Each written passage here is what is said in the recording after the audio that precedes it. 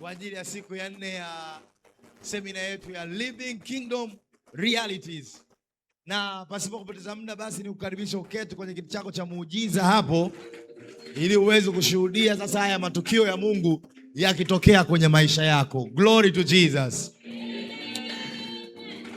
Unajua uwekezaji huu ambao Mungu anaufanya kwenye maisha yako, anaufanya kwa sababu anayajua mawazo anayokuwazia wewe ni ya kukupa amani katika siku zako za usoni. Hakuna anayejua kesho ila tunaye yule aliyeshika kesho, yule ambaye ametangaza mwisho tangu mwanzo. Anasema katika kitabu kile cha Isaya, anasema kama Mungu wetu huwa anatangazaga mwisho tangu mwanzo. Kwa hiyo yawezekana wewe upo hapo ulipo na hujui kesho yako inafananaje. Yawezekana uko hapo ulipo hujui kesho utakuwa nani, utakuwa wapi.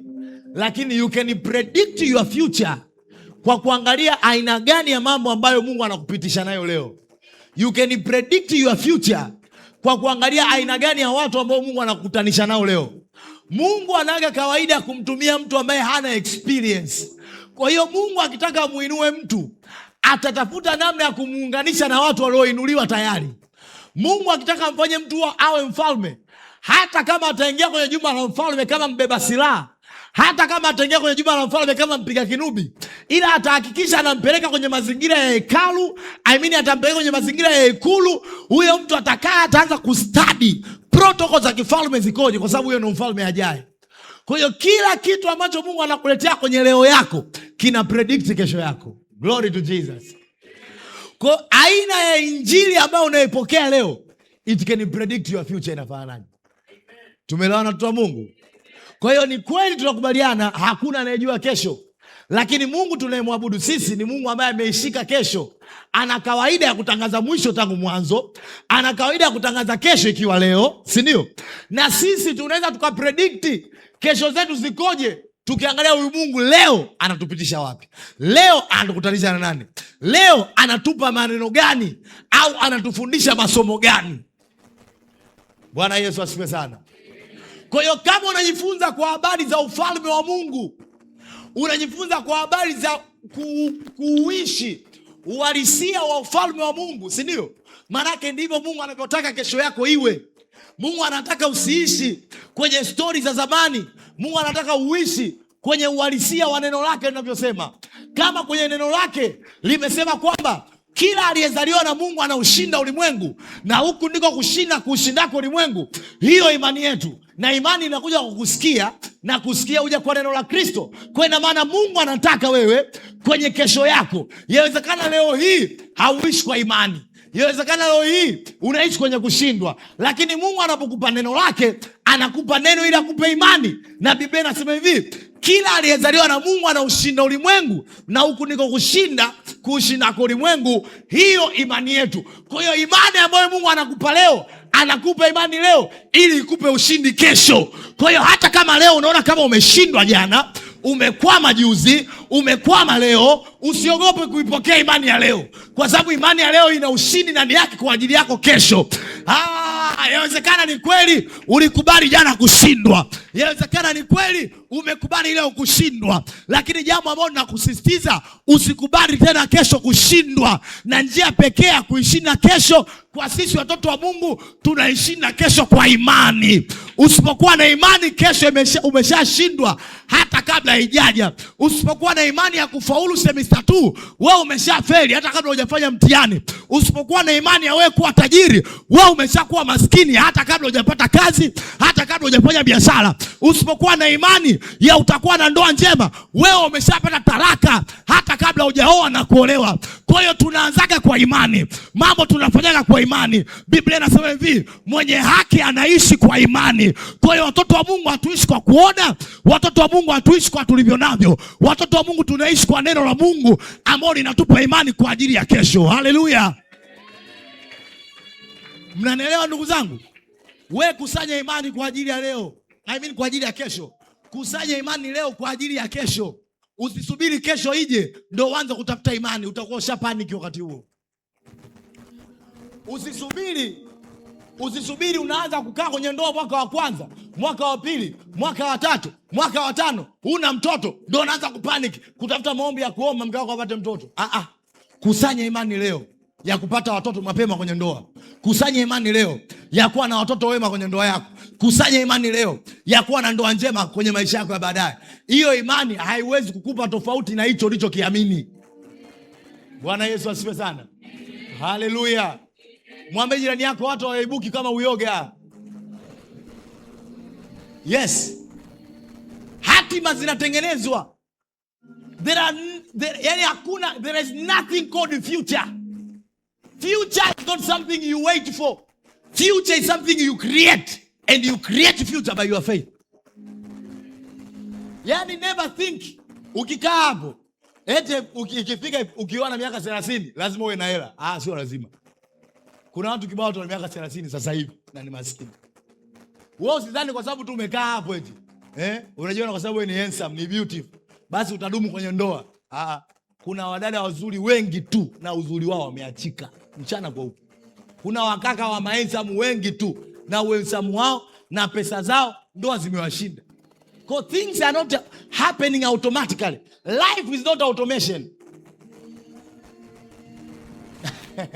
Life is not what? Automation. Sisi ambao tumesoma engineering tunafahamu automation and robotics. Automation manake without human intervention. Life it must involve you. Maisha lazima yakuhusishe. Lazima uhusike kwenye kuijenga kesho yako kama mtoto wa Mungu. Ni lazima uhusike kwenye kuijenga ndoa yako kesho kama mtoto wa Mungu. Ni lazima uhusike kwenye kujenga maisha yako baada ya chuo kama mtoto wa Mungu. Na namna ya kujenga, tunaanza kujenga kwa imani. Tunaanza kujenga kwa imani. Guys, mwanzo wa kila kitu ni Mungu. Hapo mwanzo kulikuwa hapo na neno. Ni imani. Na imani inaletwa kwa kusikiliza neno la Mungu kama unavyonisikiliza leo. Tumeelewana? Ukiwa hujui pa kuanza kwenye maisha, tafuta neno. Tafuta neno. Umeelewa? Ukiwa hujui utaanzia hapo utajina ulipolipokea neno, wengine walipokea neno jana wakaokoka. Biblia inasema hivi, sisi tumezaliwa mara ya pili kwa mbegu isiyoharibika, yani neno la Mungu lidumulo hata milele. Petro wa kwanza 1:23. Kwamba sisi tumezaliwa kwa mbegu isiyoharibika, yani neno la Mungu lidumulo hata milele. Kwa kila ambaye analipokea neno anapewa mwanzo mpya wa kuwa mtoto mpya. Anapewa mwanzo mpya wa kuwa kiumbe kipya. Anapewa mwanzo mpya wa kuwa mtoto wa Mungu. Kwa hiyo ina maana kila aliyeokoka, do you understand? The moment you received Jesus Christ as your Lord and Savior, okay? At that point, your history will lose relevance. Your past will lose relevance. Mungu akaanza story mpya na wewe. Mungu anaanzia pale alipokukuta. Mwambie jirani yako, Mungu mnaanza naye pale alipokukuta. Amekukuta wapi? Ile siku ulipomwamini yeye kuwa Bwana na Mwokozi wa maisha yako, ndio Mungu alianza nawe hapo. Na chochote kilichopita hakina maana kwake. Never condemn yourself by your past mistakes. Never condemn yourself by your past sins. Listen my friend.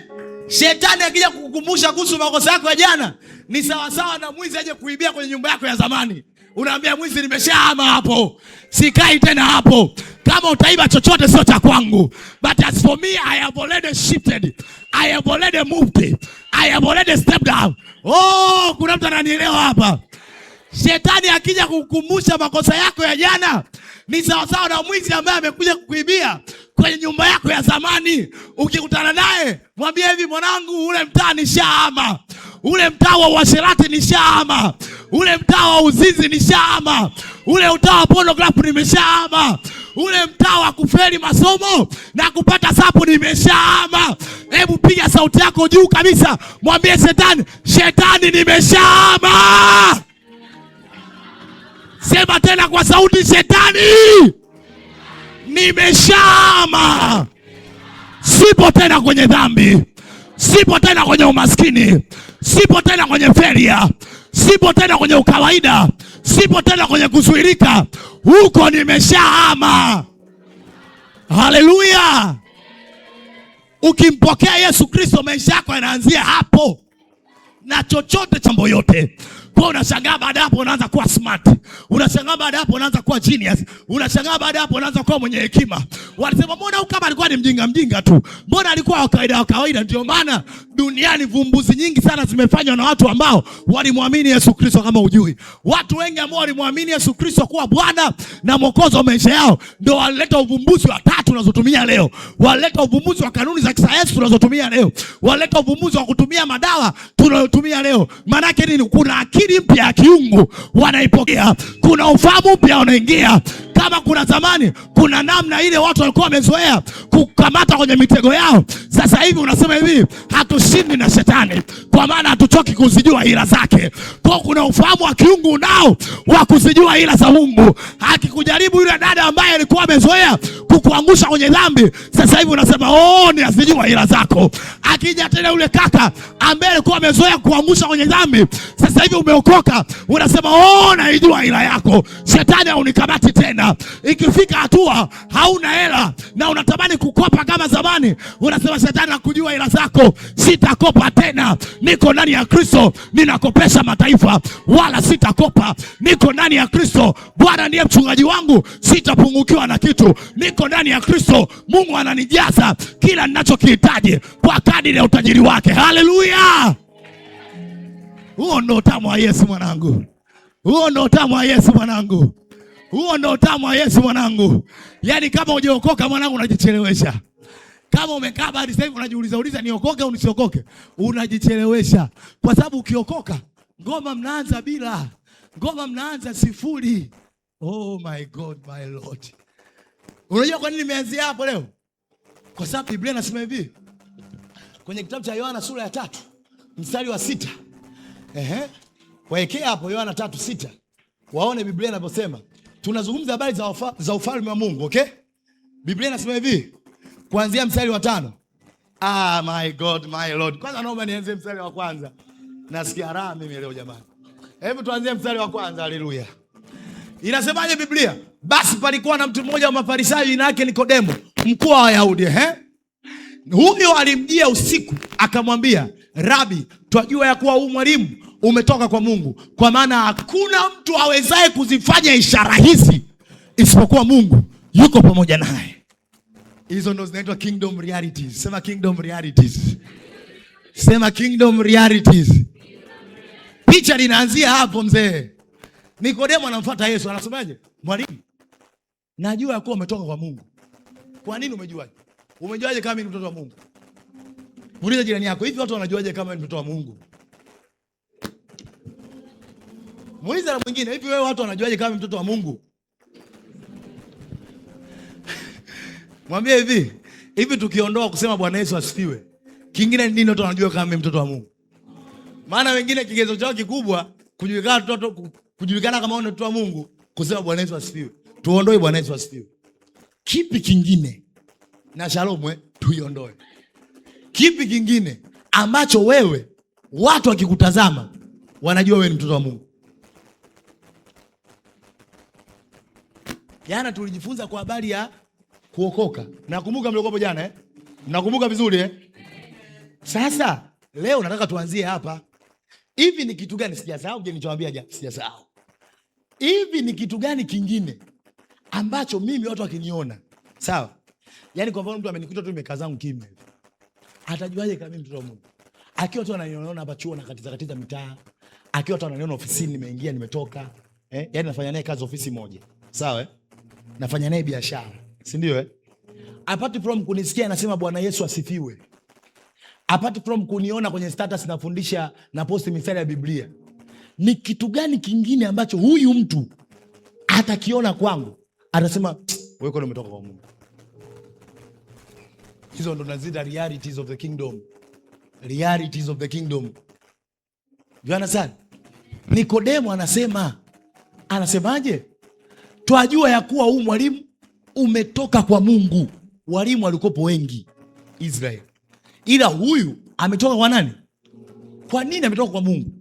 Sababu anatoa pale, kwa maana hakuna mtu awezaye kuzifanya ishara hizi uzifanyazo wewe isipokuwa Mungu yu pamoja naye. Kumbe Mungu akiwa pamoja na mtu, kuna ishara zinaambatana naye. Kama wewe umekaa hapo na unasema Mungu yuko pamoja na wewe, Kama umekaa hapo unasema Yesu Kristo ni Bwana Mwokozi wa maisha yako na Mungu yuko ndani yako, si ndio? According to Bible, there must be signs in your life. Ishara lazima zionekane kwenye maisha yako ya kwamba huyu mtu Mungu yuko pamoja naye. Nataka usitoke hapo. Iache hapo hapo. Mimi nitakuwa nakutajia tu maandiko. Marko 16:17. Nianze 15. Inasema hivi: enendeni ulimwenguni mkaihubiri injili kwa kila kiumbe. Aamini na kubatizwa ataokoka. Asiyeamini amekwisha kuhukumiwa. Mstari wa 17. Anasema ishara hizi zitafuatana nao hao waaminio. You understand? Anasema kwa jina langu mtatoa pepo. Mtasema kwa lugha nyingine, si ndio? Mtashika nyoka wala hata hawadhuru, si ndio? Mtakunywa kitu cha kufisha wala kitawadhuru. Mtashika nyoka, inasema mtashika nyoka alafu nini? Mtaweka mikono juu ya wagonjwa. Yes. Mtaweka mikono juu ya wagonjwa na watapata afya. Alafu watashika nyoka, hata wakinywa kitu cha kufisha hakitawadhuru kabisa, si ndio? Then mstari wa 19 Biblia inasemaje? Basi Bwana Yesu baada ya kusema nao akachukuliwa juu mbinguni akaketi mkono wa kuume wa Mungu. Tuendelee. Nao wale wakatoka wakahubiri kote kote, Bwana akitenda kazi pamoja nao. Sema Bwana akitenda kazi pamoja nao. Na kulithibitisha lile neno kwa ishara. Kwa nini ishara ni muhimu? Ishara ni muhimu kwa sababu zinathibitisha uwepo wa Mungu kwenye maisha yako. Ishara ni muhimu kwenye masomo yako. Ishara ni muhimu kwenye biashara yako. Ishara ni muhimu kwenye afya yako, ili zithibitishe ya kwamba Mungu yuko pamoja na wewe. The only way God can improve himself yupo kwenye maisha yako ni kupitia ishara. There must be signs. There must be signs. Usikubali kuishi casual lifestyle. Usikubali kuishi casual financial lifestyle. Usikubali kuishi casual studies lifestyle. Yaani wewe usiwe yaani wewe usomaji wako ni kama wao. Matokeo yako ya darasani ni kama wao. Namna yako ya kupata kazi unahangaika kama wao. It was not meant to be so. It was not meant. Watoto wa Mungu, sawa, tulikuwa designed kutofautishwa na watu wa dunia hii kwa ishara. Hizi ishara, signs, ndio tunaziita kingdom realities. There must be a sign. Unajua sign maana yake nyingine nini? Alama. Ishara maana yake alama. Lazima ziwepo alama kwenye maisha yako. Kama huyu bwana ni website developer ambaye Mungu yuko ndani yake. Lazima ziwepo alama kwenye kazi zako za graphics. Kama tunaona kazi nyingi za graphics, lakini kazi hii ya graphics huyu mtu Mungu yuko pamoja naye. Tunaonaga wachoraji ramani wengi na mainjinia wengi, si ndio? Ila uinjinia wa huyu jamaa, usimamizi wa huyu jamaa, construction za huyu jamaa, aisee Mungu yuko pamoja naye. Do you understand? That is what I'm talking. That is what I'm talking. Kwamba kwenye maisha yako wewe, akiangalia maisha yako, marafiki zako, si ndio? Waseme huyu shoga yetu huyu, aisee kweli Mungu anampenda. Kweli Mungu anampenda. Hatujai kumwona kiishwaga hela huyu. Not because you have good budget, but there is a way God supply hata bomu linapoisha.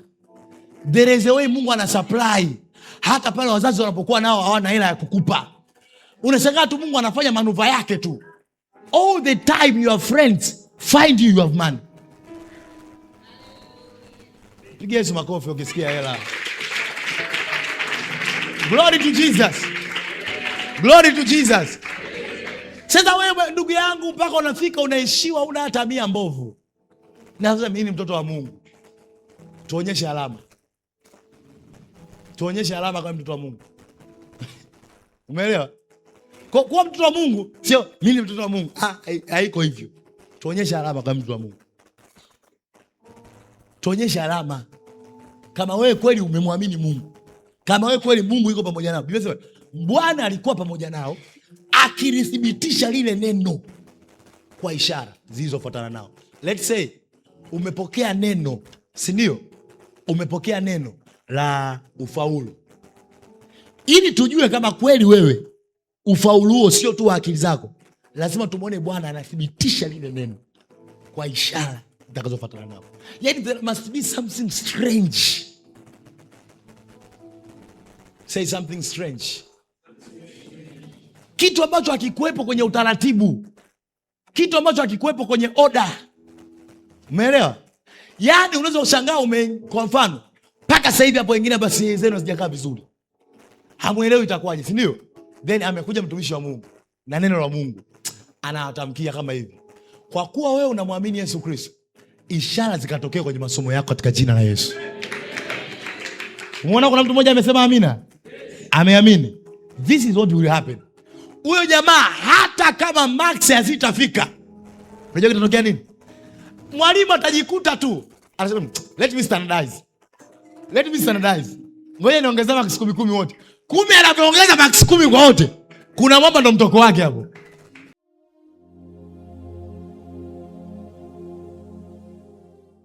Haiko hivyo.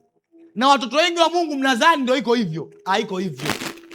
Wewe leo hapo katamkiwa katika jina la Yesu, you will never struggle to get a job after graduating.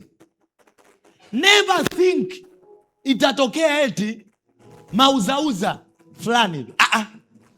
It will happen natural, but supernatural. The difference between natural and supernatural is only the word super.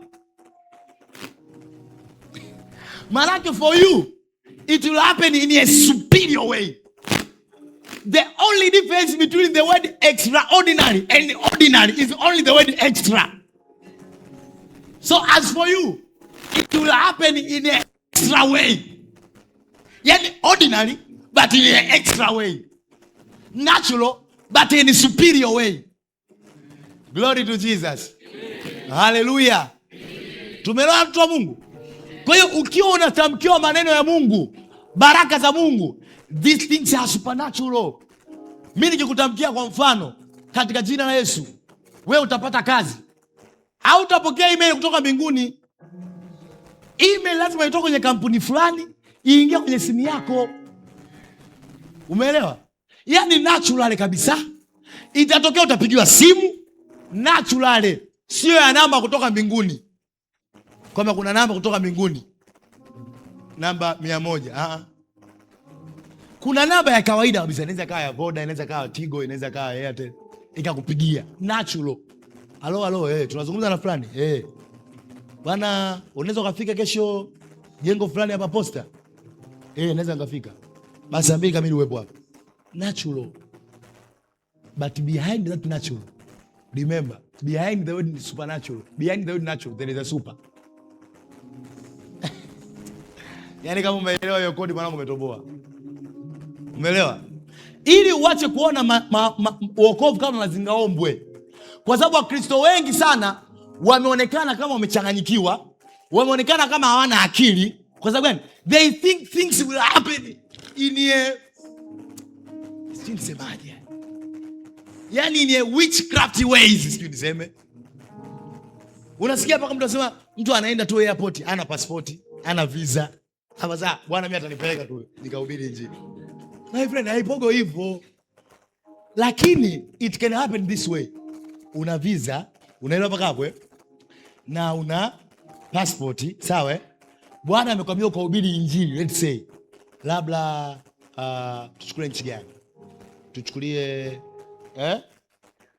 Iran, si ndio? Fresh Iran, sawa? Unaenda kuhubiri injili Iran. Angalia supernatural ways zinapotokea. Wewe Iran haumjui mtu hata huyu mmoja. Sawa? Haumjui mtu hata mmoja. Alafu unashangaa huko kwenye ndege pale, unasalimiana na mtu. Habari bwana. Ni wewe kwa sababu maybe watu wa Tanzania. Nzuri bwana. Unaelekea naelekea London. Okay. Wewe ni mwenyeji kule? Hapana, mimi ndo mara yangu kwanza. Mimi mwenyeji kule. Really? Yeah. Mnaanza story. Unashangaa kama jamaa kule tayari alishaji establish. Ni jamaa kule tayari kumbe ana mifumo yake ya kifedha, ana makampuni yake kule Iran. Kwa hiyo wewe ambaye ulikuwa stranger Iran, umekutana na mtu in a supernatural way. Maanake ulikuwa umjui, Mungu amekutanisha naye in a supernatural way, in a divine way. Do you understand? Unaenda zako Irani, unakamilisha misheni yako, unarudi. The same kwenye mambo mengine ya kazi, biashara, ajira na kila kitu. Kwa hiyo hizi supernatural things, cha kwanza inabidi uziamini. Wewe amini tu.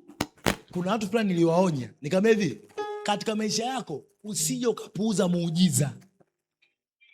Muujiza hata kama hauamini, kaa kimya. Don't judge. Because usijui njia za Mungu wewe. Wewe umezoea njia zenu za wabongo. Njia za Mungu Biblia inasema ni juu sana kuliko njia zetu. Uwezi ukaitukana miujiza na ukaipata. Uwezi ukaabuse supernatural na ukaziona. Because kingdom realities are supernatural. I'm not talking natural stuffs here. Sizungumzi vitu vya kawaida hapa. Nikizungumza kwa habari ya ufalme wa Mungu, sawa watu wa Mungu, sizungumzi mambo ambayo yanafikirika. Yanaofikirika unafundishwa darasani kwenu. Yanaofikirika unafundishwa na wahamasishaji wa mitandaoni. Mambo ya kanisani, yani guys, ukiwa umekuja kanisani muda wote, never think unakuja kupokea kitu cha kawaida. Kwa sababu ukifikiria kwamba unakuja kupokea kitu cha kawaida kwa namna ya kawaida, hakuna tofauti yako wewe na mpagani. Hakuna tofauti yako wewe na mwingine ambaye sio Mkristo. Haipo. Kwa kila story tunaoambiana kwenye neno la Mungu, sawa? It happened supernatural. For example, how come a stranger from another country anakuwa waziri mkuu kwenye nchi nyingine? How come? Kumbuka jamaa tena ni yuko gerezani, ni mfungwa. Inawezekanaje mfungwa leo katoka gerezani kaiko kwenye waziri mkuu? Inawezekanaje? Mwe mnayafikiria matukio kwenye Biblia. Tunaishi maisha ya kawaida kama watoto wa Mungu. Kwa sababu gani? Tunadhani kwenye Biblia mambo yalitokea kwa ustadi. Tunadhani kwenye Biblia mambo yalitokea kwa elimu za darasani. Tunadhani kwenye Biblia mambo yalitokea kwa sababu ya connection. No. Things happen supernatural. Glory to Jesus. Hallelujah. Angalia, mtu anaambiwa kampake katika nyumba ya Yese, nimejipatia mfalme. Kikawaida, mfalme ni mtu wa vita, kama ulikopo ujui. Wafalme moja kazi yao ni kuteka territories. Umeelewa? Kwa hiyo mfalme lazima awe mtu wa vita. Kwa hiyo anakuja mtoto wa kwanza ambaye ameenda hewani, ana mabavu, afu Mungu sio huyu. Huyu sikumchagua. Anakuja wa pili sikumchagua. Paka wote wanaishi waliopo pale. Hakuna mwingine hapa. Yupo. Ila mdogo wao yuko machungani. Hebu mleteni huyo. Katoka mbele kananuka mavi ya ng'ombe sijui. Sio ya kondoo. Ndo kanakuja pale kanapaka mafuta. Niambie mimi. Watu ambao hawafahamiani. Samueli amjui Daudi. Afu Daudi ndo kama mfalme. Kwa hiyo ukiwa kama mtoto wa Mungu, sawa? Ukitaka uzione kingdom realities. Yani kingdom realities we cannot mention it. We cannot mention them na tukamaliza. Ila zitatokea kwenye maisha yenu kwa kadiri ya imani yenu. Mnaelewa watu wa Mungu? Mnaelewa vizuri? Yani zinaweza zikatokea ambazo mimi mwenyewe sijawahi kuziona. Lakini kumbe kwa sababu tu uliamini. Sawa? For example, mnakumbuka siku ya kwanza nilitangaza kitu gani hapa? Nikasema Mungu ameniambia nimekuja hapa, nimekuja kuwapa kazi. Eti nimemaliza tu kuongea. Akaja mtu hapa. Akatangaza nafasi za kazi. Ni yule mtu sijawahi hata kuonana naye. Hatujuani. Ndio nimemwona hapa eti anatangaza. Sio kama nilikutana naye pale nje akaninongoneza kama mtumishi. Unajua leo kena kuhubiri pale. Kuna tangazo la nafasi za kazi hapo. Kwa hiyo ninaomba katika mahubiri yako hebu lichomekee ile swala la kazi. Kama yupo hapa, mnamkumbuka, mimi nakumbuka simkumbuki wazee wangu. Kama yupo hapa, niambieni aje hapa aseme. Bwana mtumishi nilimpanga pale nje. Lakini angalia mahesabu ya Mungu. Mtumishi wa Mungu, nimetoka tu from nowhere huko. Mungu ameniambia, aliniambia jana usiku yake. Aliniambia, yani nilimwambia mwenyekiti Ebeneza, Nikamwambia mwenyekiti, Mungu amenipa neno kwa ajili yenu. Akaniambia chochote ambacho kitaniita semester hii ya pili, nina kazi zao moyoni mwangu. Mungu amenipa. Yoyote atakayea mimi nazipokea. Haya, nimekuja UDSM. Nimeongea hivyo. Eti nimemaliza kuongea, kaja mtu. Jamani, kuna nafasi za kazi. Sasa nikuchekeshe kitu ajabu. Leo mimi kuna mtu mchana niambia hivi, mtumishi, nitafutie mawakili wawili. Kwa kama kuna mtu yote unamfahamu huko amesomea uwakili, amemaliza mwaka jana mwaka juzi ana kazi. Mimi mwenyewe kuna mtu ameniagiza. Just unadhani kawaida? That is supernatural, guys. Supernatural. But when it happens naturally. Ndio maana wengine Mungu akiwatokea hamjui, mnaanza kuzani akili zenu. Ndio maana wengine mkifaulu, Mungu alimwatokea kwenye ufaulu wenu lakini hamjui, mnadhani kwa sababu mlisoma sana. Na kwa sababu mnashindwa kumrecognize Mungu kwenye moja, hamtamwona kwenye la pili. Ndio maana testimonies kwenye maisha ya watoto wa Mungu ni za kubahatisha. Yaani mtu hapa testimony yake kubwa ni ya mwaka juzi. Tangu mwaka umeanza mwezi wa 5 unaisha, ana testimony yoyote. Kwa sababu gani? Mungu anavyomtokea. Yaani kuna mtu hapa anajikuta hana hela ya hivyo. Yaani bumu mwingine hana hapa. Wazazi wake wenyewe wanaunga, lakini jamaa hajawahi kulala njaa hata siku hii.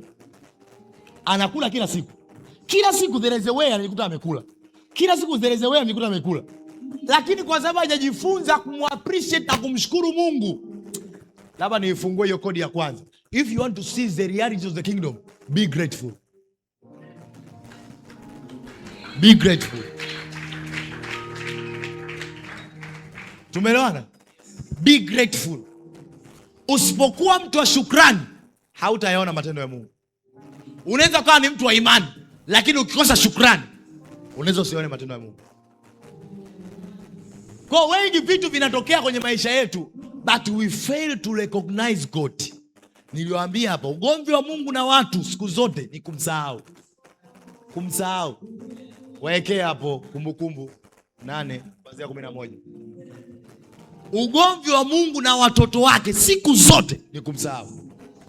Yaani wewe inawezekana mwaka mzima hapo unaona wenzako wanakuja kumshukuru Mungu, una hata moja la kumshukuru. Wewe umejaa tu malalamiko. Hela sina. Bomu lenyewe wanatoa kidogo. Wamechelewesha. Mwalimu mwenyewe anakaza. Yaani your heart is full of complainings. Read there. The Bible says, jihadhari. Sema jihadhari ndugu yangu. Usije ukamsahau Bwana Mungu wako kwa kuto kuzishika amri zake na hukumu zake na sheria zake ninazokuamuru leo. Sasa ukisikia amri zake, wewe unakumbuka amri 10 peke yake. Kwa sababu you don't read the Bible. Tuzione hizo amri zake ni zipi. Twende. Angalia. Utakapokuwa umekula na kushiba. Nani jana hapa alikula na kushiba? Nyosha mkono juu. Kama unakumbuka jana ulikula chakula aidha mchana au usiku na ukashiba, nyosha mkono. Wengine hata wanyoshi wezi na walishiba jana. You may think where you are so calm, upendi kuonekana, but that is your true character. Tuko ibadani hapa. Nani jana alikula ameshiba? Nyoshe mkono juu. Mtu mwingine amekaa hivi. Na jana alikula kashiba. Na tunasoma andiko hapa. Kwa sababu unaweza kuzani masiara kwamba anyoshi mkono tu ibadani, ila ndio maisha yake yako hivyo. Inawezekana jana alikula akashiba kwa sababu tu alikosa maji. Sijanywa maji bwana. He is always looking the missing point. Inawezekana jana alikula akashiba, alikosa tu pa kulala. Lakini kula tumekula ila pa kulala. You understand? Mungu kilio chake na watoto wake ni hiki hapa. Anasema hivi, angalia utakapokuwa umekula na kushiba, the least level ya chini kabisa kwa mahitaji muhimu ya mwanadamu, moja hapo ni kula. Yaani mwanadamu lazima kila siku ale. Yaani mpaka leo umekuja umekaa mpaka sasa hivi hapa badani, wewe jana ulikula wewe. Ungekuwa jana nisingekuona hapa. Unajua njaa unaisikia. Kuna mtu aliuza uzali wake wa kwanza kwa sababu ya njaa. Ungekuwa na njaa wewe usingekuja. Anasema angalia utakapokuwa umekula na kushiba na kujenga nyumba nzuri na kukaa ndani yake. Let's say wewe bado hujafika level ya kujenga, ila unapo pa kulala, usingizi mzuri kabisa. Tena wengine pa kulala kwenu mpaka mnaamua kufanya vitu vingine visivyofaa. Huko pa kulala unapata na usingizi. Unaweza ukasoma vizuri kabisa, ukaenda kufanya mtihani, ukarudi. Hapo sasa hivi hapo na wewe sio mwana wa adabu kama una sehemu ya kulaza kichwa chako. Mpaka umevaa nguo hivi, kuna sehemu wewe jana ulilala wewe. Ukapata sehemu ya kwenda kubadilisha nguo, ukaoga, ukapaka mafuta, ukaja hapa. Biblia inasema utakapokuwa umejenga nyumba yako nzuri na kukaa ndani yake. Tuendelee. Na makundi yako ya ng'ombe na kondoo yatakapoongezeka, na GPA yako itakapoongezeka, na CA yako itakapoongezeka. Ndio anasema na kuchukua kulingana na context yako ya maisha. Haya. Na fedha yako na dhahabu yako itakapoongezeka. Sio kweli kama unategemea boom tu peke yake. Kuna viela vingine vya ziada unapataga wewe, ambao haviko kwenye mpangilio, havipo kwenye ramani, ila vinakujaga tu. Twende. Na kila kitu ulichonacho kitakapoongezeka. Haya, unaongezeka mwili, unanenepa, unaongezeka urefu, unaongezeka ufahamu. Akili yako ya mwaka wa kwanza na mwaka wa tatu ni tofauti. Unaongezeka exposure, unaongezeka kipaji chako sasa hivi kimekua. Unaongezeka kitaaluma. Wewe ulikuwa form 6, form 4 na sasa hivi akili yako imeongezeka ufahamu, imeongezeka elimu. Hazima na kila kitu chako including elimu yako itakapo nini? Twende. Basi hapo moyo wako usiinuke. Ukamsanyaje? Wanapofanikiwa huwa wanasahau. Kuna andiko jingine hilo usiwefanya nitaje. La Yeremia 21:22. Inasema hivi: katika siku za kufanikiwa kwako ulisema sitaki kusikia. Ulisema sitaki kusikia. 21:22 kama 22:21. Yeremia. Katika siku za kufanikiwa kwako ulisema sitaki kusikia. Jichunguze. Ninapoendelea kuongea hapa, jichunguze. Kwa nini maisha yako wewe ni ya kawaida na ni mtoto wa Mungu? Wakati kule tunamwona Yesu anakuja kuulizwa na Nikodemo. Anasema hakuna mtu awezaye kufanya ishara hizi isipokuwa Mungu yuko pamoja naye. Kwa nini wewe Mungu yuko pamoja na wewe? Yaani kila aliyokoka hapa Mungu yuko pamoja naye. Tena sio pamoja na yeye tu, Mungu yuko ndani yake. Kwa nini wewe Mungu yuko ndani yako na hakuna ishara zozote za watu kunotisi kama huyu ni mtu wa Mungu? Za watu kunotisi kama huyu ana Mungu ndani yake. Huyu dada ana Mungu huyu. Huyu kaka ana Mungu huyu. Huyu kijana ana Mungu huyu. Kwa nini kwako wewe you are very casual? You are very mediocre. Kwa nini ni wa kawaida? Kwa sababu you don't recognize God. Umtambui Mungu aliye ndani yako. Actually, hata hofu ya Mungu wengi hamjuagi namna sahihi ya kuitafsiri. Hofu ya Mungu sio kama kutetemeka hivi. Kama ingekuwa kutetemeka, Biblia inasema shetani anamwamini Mungu mpaka anatetemeka kama yele. Anatema hivi. Umeelewa? Hofu ya Mungu sio kutetemeka. Hofu ya Mungu ni kutambua uwepo wake kwenye maisha yako kiasi cha kwamba kinaathiri maamuzi yako. Kwa hiyo hasara za kuto kutambua uwepo wa Mungu kwenye maisha yako, weka mtoto wa Mungu, hautaziona ishara zake. 1, 2, hautakuwa na hofu yake. Kwa hiyo utafanya asiyokupasa kufanya mbele za uso wa Mungu kama mtoto wake. Ndio hilo nashangaa, kwa nini mtoto wa Mungu ameokoka lakini bado anafanya dhambi? The problem sio kama Mungu yuko ndani yake. The Bible says kila aliyezaliwa na Mungu hatendi dhambi. Inakuwaje wewe umeokoka na unatenda dhambi? Kwa sababu bado unajichukuliaga wewe ni wa kawaida. Bado hujafika hatua kutambua mwili wako ni hekalu la Roho Mtakatifu. Kwa bado unaga mwili wangu ni kama kawaida, shape yangu ni ya kawaida. Wensamu wangu ni wa kawaida. Mwili wangu ni wa kawaida. Na unaweza kuwa umeokoka na bado dhambi inawatesa watoto wa Mungu, sio kwa sababu ina nguvu. No, haina nguvu. Ila watoto wa Mungu hawajatambua, hawaja recognize neema ya Mungu aliyopewa. Paulo anasema hivi, Wakorintho wa pili 4:1, kwa kuwa tumeipokea huduma ya namna hii kwa rehema za Mungu, hivyo hatulegei. Watu ambao wanajua wamepokea nini. Kupokea neema sio license ya kufanya dhambi. Kupokea neema sio license ya kuwa mzembe, kuwa goigoi. Kusema tutafaulu kwa neema haimaanishi usisome. Tutafanikiwa kwa neema haimaanishi usifanye kazi. No. Bali kujua kwamba una neema ndio inabidi kufanya ufanye kazi zaidi. Kujijua kama mimi na neema ya Mungu ndio inabidi kufanya usome zaidi. Kujijua kama mimi na neema ya Mungu ndio inabidi umtafute Mungu zaidi. Maanake neema kazi yake ni nini? Neema kazi yake ni kukupa wepesi wa kufanya mambo. Ukipewa neema kama mtoto wa Mungu, maanake umepewa wepesi wa kushinda dhambi na majaribu. Ukipewa neema kama mtoto wa Mungu, maana umepewa wepesi wa kufanikiwa kiuchumi. Ukipewa neema kama mtoto wa Mungu, maana umepewa wepesi wa kuelewa darasani na kujisomea na kuelewa. Tunaelewana wapendwa wa Mungu? Tunaelewa wapendwa wa Mungu? Msi mistake neema. Mkazani kwamba neema ni kigezo cha kubweteka. Kama kufanikiwa ni neema bwana. Bwana, unajua kufanya kazi na serikali ni neema. Paulo anasema hivi, nimekuwa hivi nilivyo. Wakorintho 15:10, nimekuwa hivi nilivyo kwa sababu ya neema yake. Na neema yake kwangu haikuwa bure, bali inalifanya kazi kupita wao wote. Kwa kuwa neema yake iko pamoja na mimi. Kwa kuwa yeye yuko pamoja na mimi. So we live casual because we don't recognize God. Na nikisema to recognize God, what do I mean? I mean to recognize His grace in your life. To recognize His blessing in your life.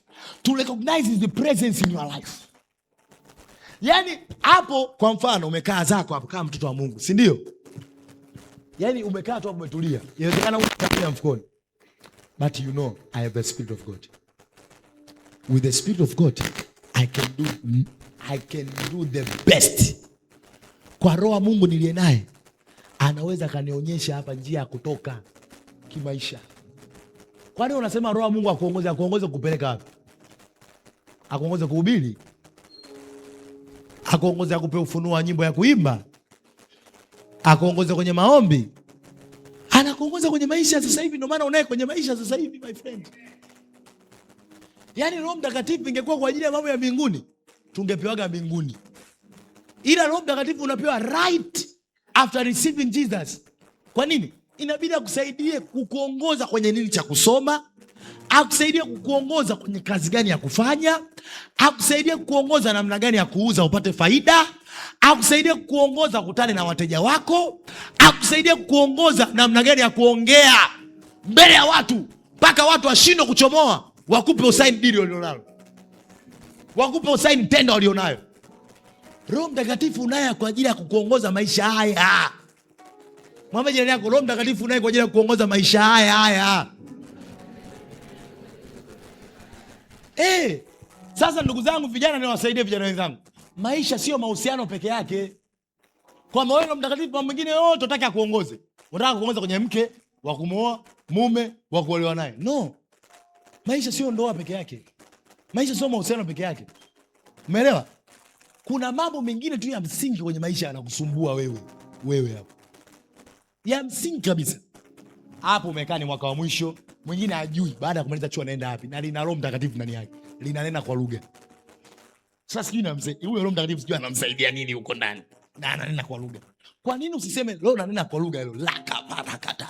Ili Mungu anipe ufunuo, macho ya moyo wangu yatiwe nuru, nipate kujua naenda wapi baada ya chuo, katika jina la Yesu. Lika paratoshka rapa koriamanda lisoko barakata. Mimi najiona Mungu siajiriwi.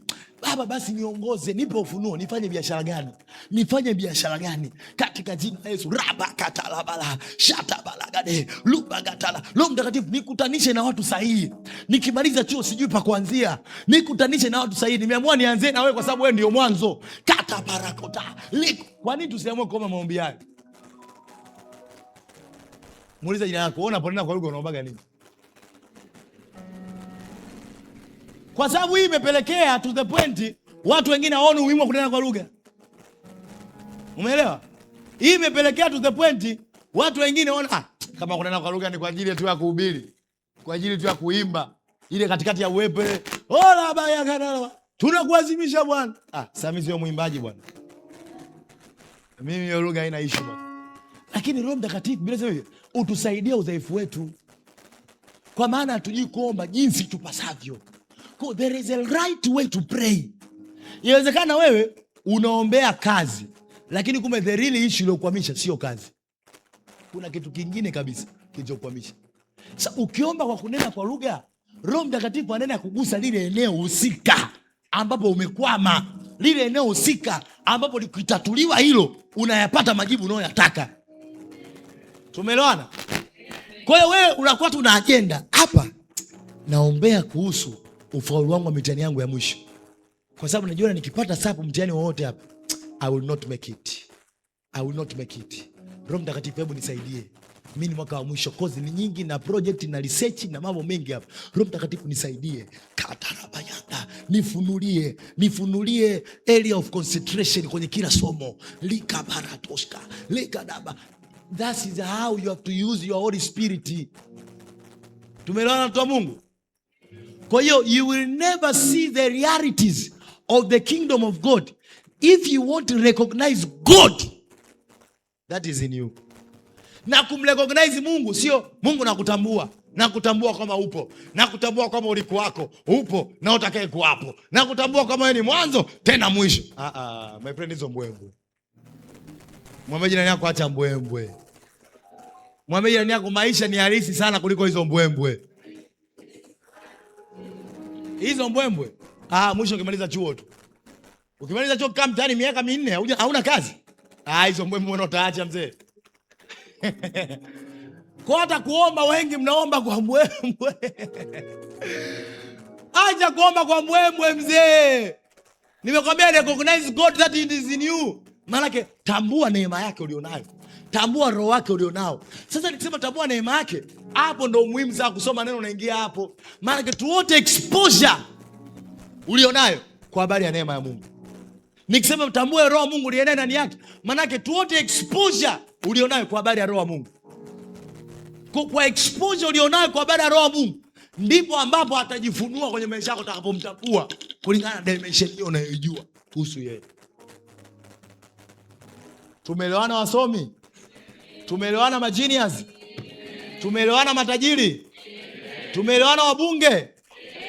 Tumeelewana mawaziri? Haleluya.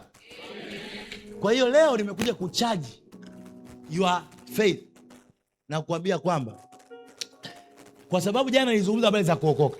Mnakumbuka Na kuna scripture nitaka nisome ili nikuunganishie kuokoka na ufalme wa Mungu. Ni ile Yohana 3. Nilikuwa sijaimalizia. Naomba nimalizie hapo. Alafu ni wind up my sermon today, then tuondoke. Anasema hakuna awezaye kuzifanya ishara hizi isipokuwa Mungu pamoja naye. Nimezungumza sana hiyo, si ndio Kwamba sema mimi ni mtoto wa Mungu. Na kwenye maisha yangu hakutakuwa na ukame wa ishara za Mungu. Sema maisha yangu yatajaa alama za Mungu. Kwenye masomo yangu kutakuwa na alama za Mungu. Kwenye afya yangu kutakuwa na alama za Mungu.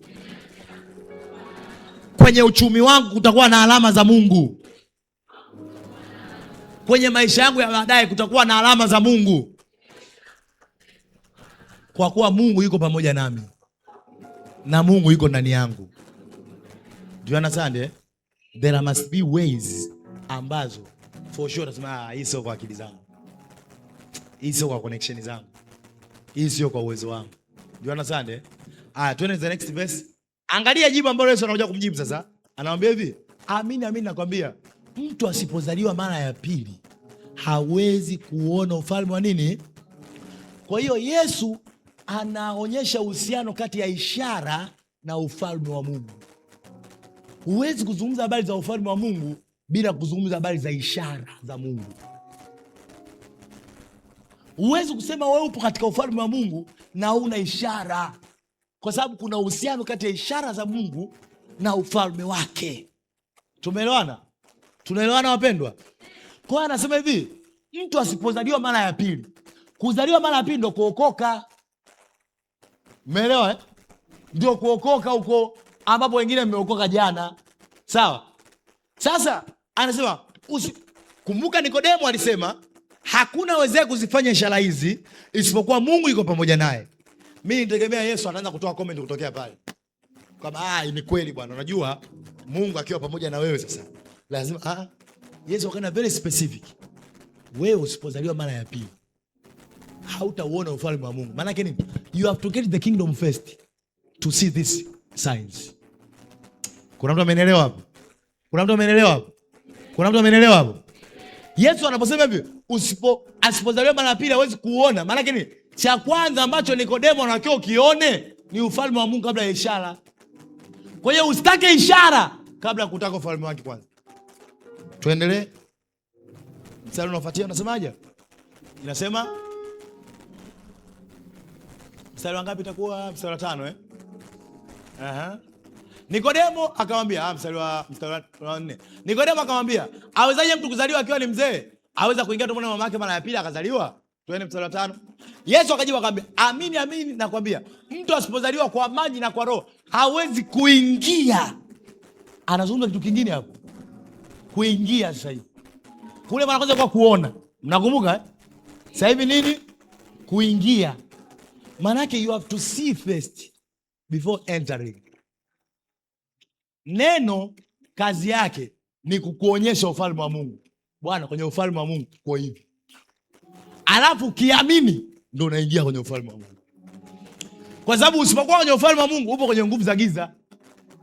Kulingana na Kolosai 1:13, naye akatuhamisha kutoka katika nguvu za giza akatuingiza katika ufalme wa mwana wa pendo lake. Kwa hiyo neno linapokuja kama ambapo unapolisikia, si ndio? Linakuonyesha ufalme wa Mungu uko hivi.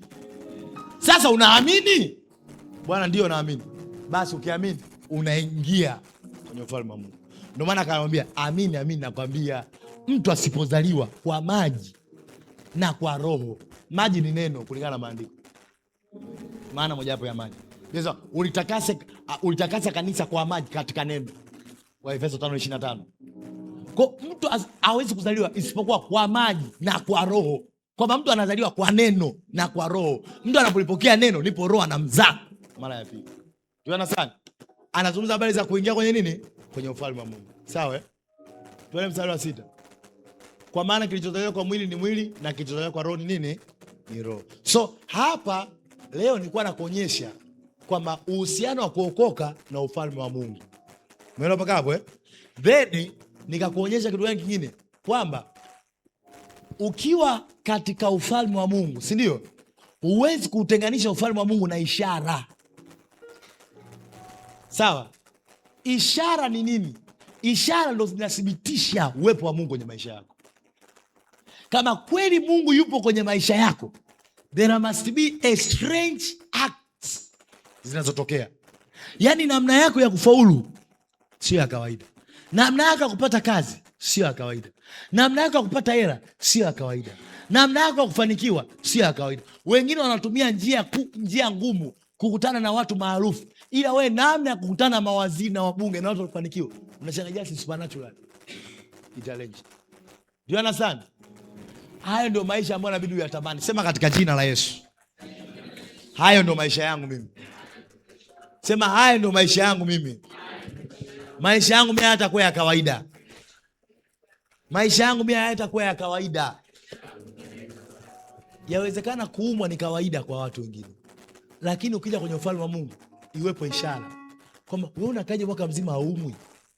Maana yake kumbe sio kawaida kwa watu kukaa bila kuumwa.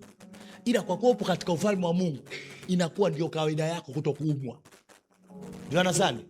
Yawezekana ni kawaida kwa watu kumaliza chuo na kuhangaika kupata kazi. Ni kawaida.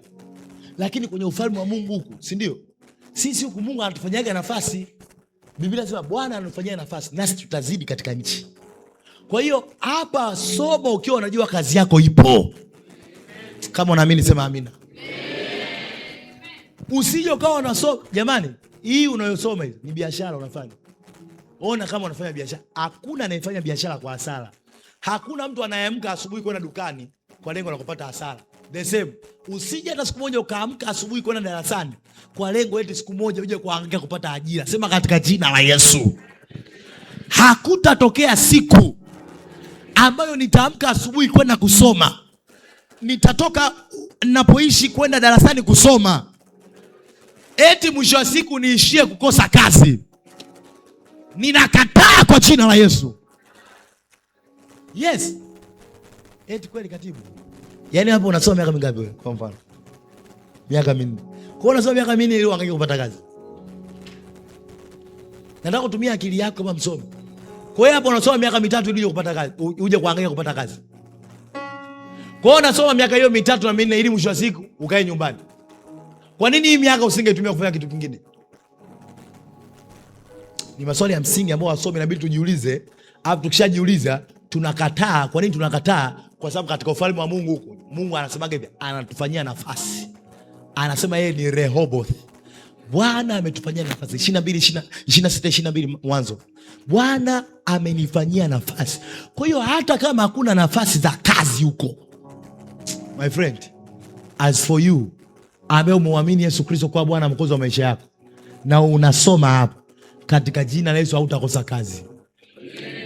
Hautakosa kazi. Kama unaamini say loud amen. Juana sana. Yaani kweli oa. Yaani leo basi ondoka nayo tafakari. Yaani toka hapa tafakari tu. Kwa hiyo mimi nasoma miaka 3 hapa ili nikose kazi. Kwa hiyo mimi nasoma miaka 4 hapa ili nikose kazi. Kwa hiyo mimi nasongoka usiku na kesha ili nikose kazi. Hapo ukishajipa majibu, sema nakataa kwa jina la Yesu. Siwezi kusoma nikakosa kazi. Glory to Jesus. Ndio maana Mungu anawafundisha hapa leo ili mpate faida. Tumeelewana eh? Mungu anawafundisha ili mpate nini? Mungu anawafundisha ili mpate nini? Ili uweze kuyaona maajabu ya ufalme wa Mungu. Leo nimefundishaje? Cha kwanza imani.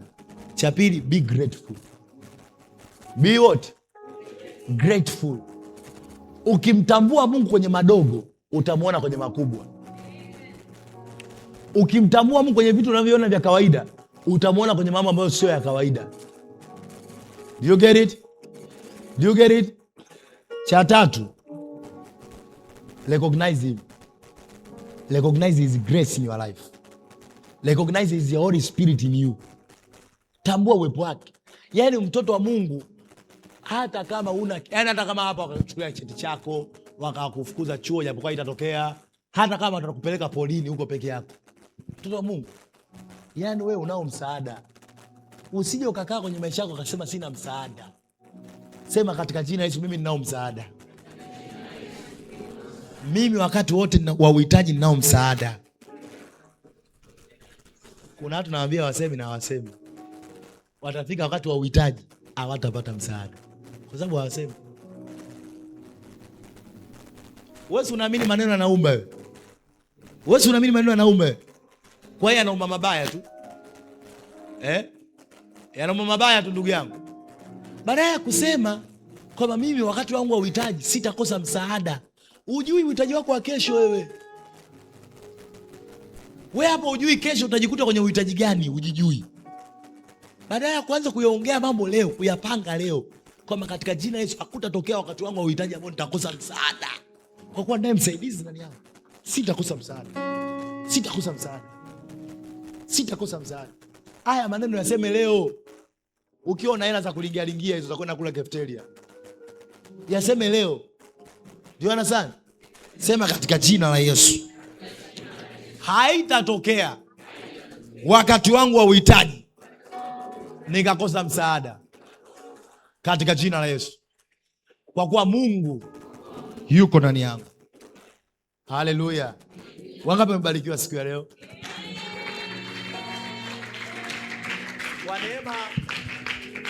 Kwa neema ya Mungu najaribu kurahisisha haya mafundisho katika lugha applicable ili utoke na kitu cha kufanya. Umeelewa eh? Yaani sitaki mimi utoke tu na notes. Nataka utoke na kitu moyoni kwamba kuna mshikaji alitufundisha hivi.